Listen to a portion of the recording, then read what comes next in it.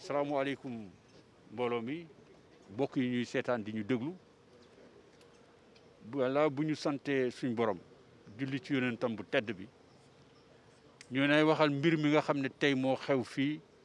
ci building administratif ñu koy wax building président Mamadou Dia building boobu lu mot ministère yu bari ak service état bi lañ fi logé tey bi ñu toogee ba midi ak fukki minute dañu nemmeeku saxaar su gilli bu baree bari ci kaw fukkeeli étage bi ba ña nga xam ne ñoo fi nekkal sapeur pompier waxtu wu ne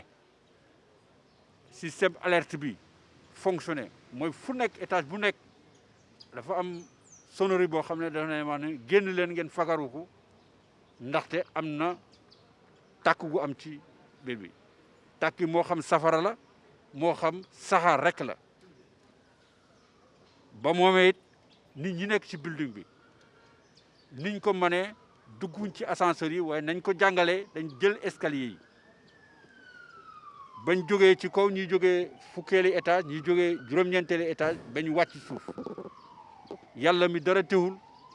ci mbaaxam ak ndimbalam benn gaañu gisuñ ko ci nit koo xam ne kii muy foon la ko waral nag ñàkk a gaañu yooyee mooy ni ñu tabaxaatee building bi ak niñ ko ñoŋalee ak niñ assuré li ñu xam ne mooy sécurité am benn dañ fi def benn système boo xam ne bu saxaar jógee dañuy jël dafa am loo xam ne day tibb ngelaw li ci biti du ko dugal ci biir dugal ko fépp foo xam ne ruq-ruq la fu doomu aadama nekk ba nga xam ne danañ mën a nooyi gu mucc ayib danañ mën a dox ba yegg fañ ba dee loolu mooy wax système de renouvellement air bi ñaareel ba it dafa am loo xam ne day tibb saxaar si nga xam ne moo jolli di ko xalab ca biti tibb saxaar génnee dugal ngelaw lu baax mu circuler ci biir nit ñi maanaam safara jotul tàkk waaye bu tàkkoon it am na lu ñuy wax coupe-feu yi foo dem bu safara na jéggi am na loo xam ne dafay nekk ci kanamam coupé ko loolu gannaaw yàlla yonent ba buy am tey rénovation bi ñu defoon la waaye it ñu wax leen ne gaañu amut ñu wax leen nag yàqu-yàqu am na waaye dafa yem ca kaw mooy fukkeeli étage bi nga xam ne am na ñaari saali conférence yu mag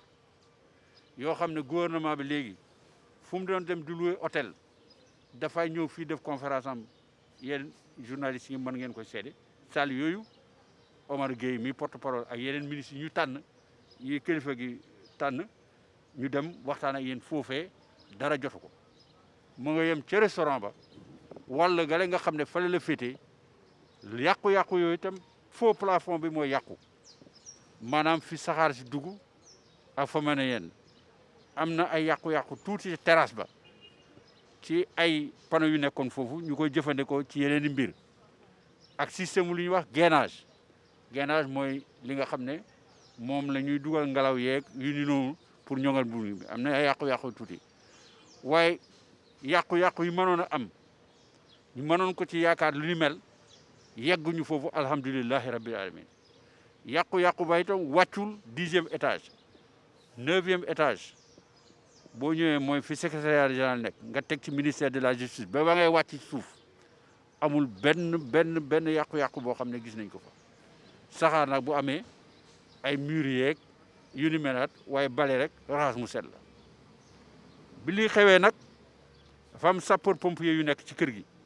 ñoo xam ne ñoom daanaka fi lañ dëkk ñoom ak ñu na fi ne ñoom fi lañ leen affecté ba mbir mi ne cocc rek lañ yëg ñoom def seen liggéey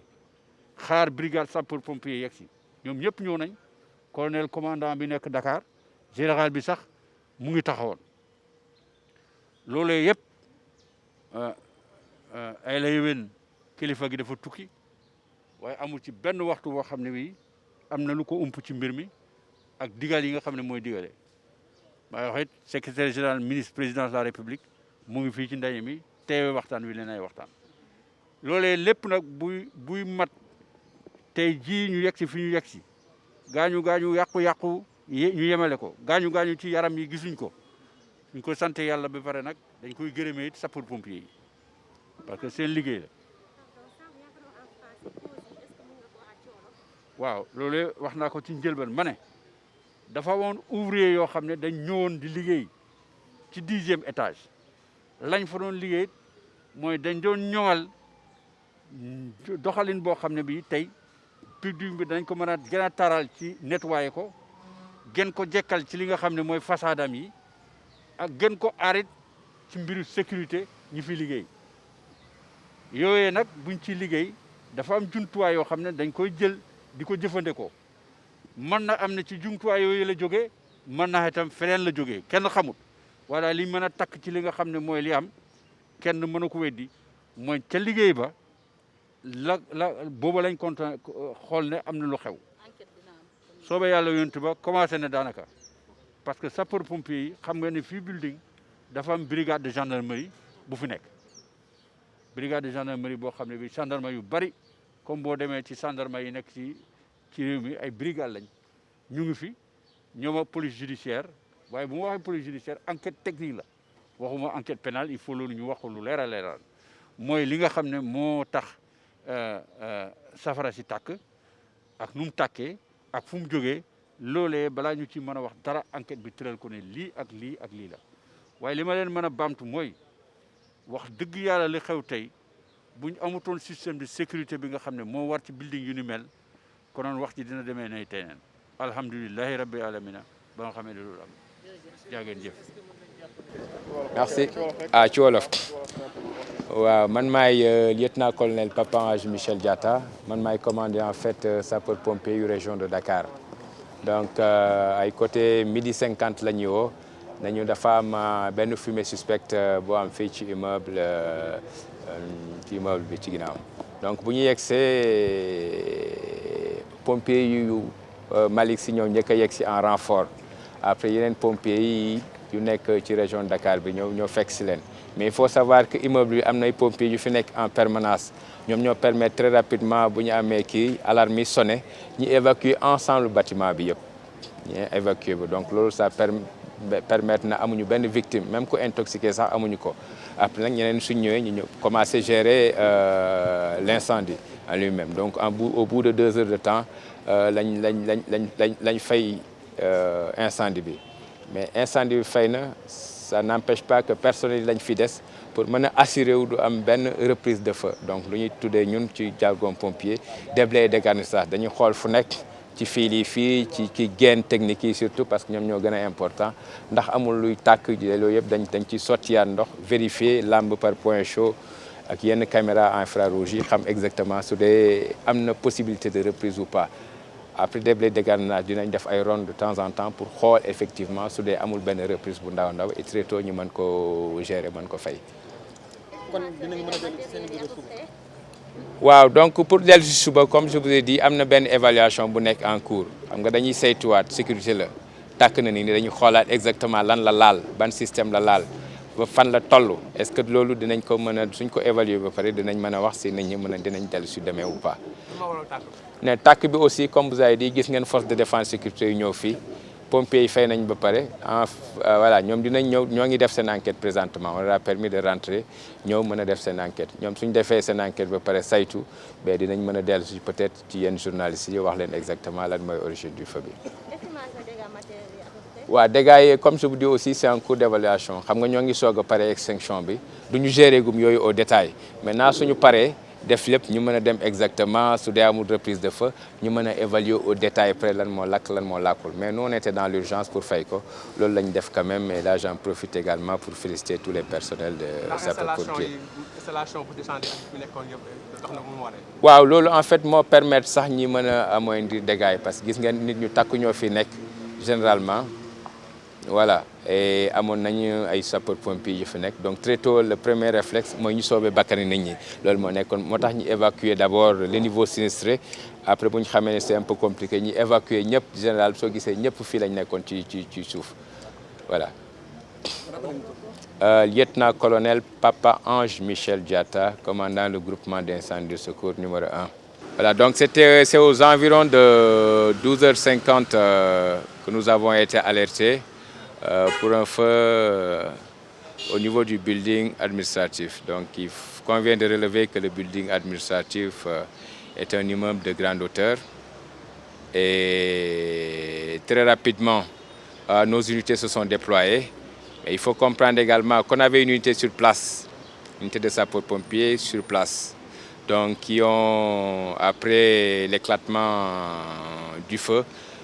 ont pu procéder très rapidement à l'évacuation de l'ensemble de l'immeuble. Donc, il n'y a eu aucune victime, aucune personne intoxiquée. À l'arrivée du renfort, l'incendie a été maîtrisé au bout de 2 heures de lutte contre les feux et les flammes. Et également les gaz et fumée. Donc présentement, l'opération n'est pas encore terminée. Est-ce que le feu a repris? Non, le feu est éteint. Le feu était éteint il y a 2 heures de temps. Mais comme vous le savez, les sapeurs-pompiers sont toujours sur site pour compléter les opérations de déblai et de dégarnissage. Donc ça va être une opération assez longue. Il faudrait qu'on s'assure, et comme je vous ai dit, c'est un immeuble de grande hauteur, qu'il n'y ait aucune reprise de feu. Donc c'est les coins zéro coin, la reconnaissance de l'immeuble, voir s'il n'y a pas de point chaud pour éviter toute reprise de feu.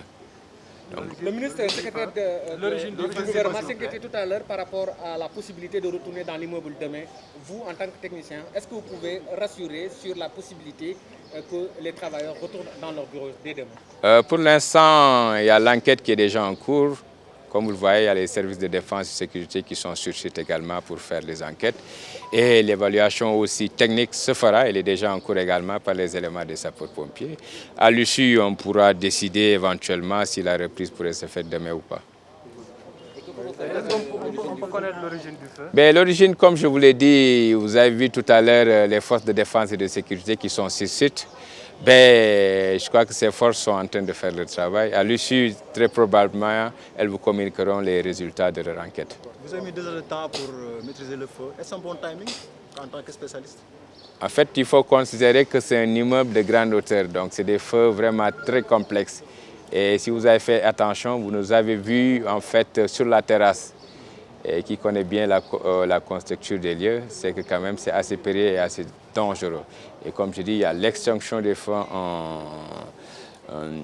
et au-delà de l'extinction, il y a tout un travail qui doit être fait en aval pour s'assurer que fondamentalement, qu'il n'y ait aucune reprise de feu. Est-ce que les bouches d'incendie ont fonctionné normalement? En fait, dans le cadre des immeubles de grande hauteur, il y a toute une architecture qui a été mise en place, d'où la présence permanente des sapeurs-pompiers. Et heureusement, c'est ce qui nous a permis d'éviter le pire. C'est bon? Sur les dégâts matériels, quelles sont les pièces qui ont Et été... comme je vous ai dit, les dégâts sont en cours d'évaluation. Après enquête, tout ça vous sera dévoilé par qui de droit. Merci. Les moyens que vous avez mis.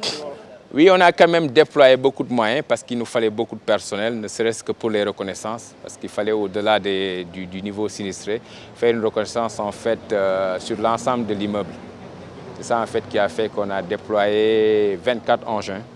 24 engins de tout le groupement d'incendie et de secours numéro 1. Mais également, on a eu le renfort de la compagnie spéciale de sauvetage et de déblaiement,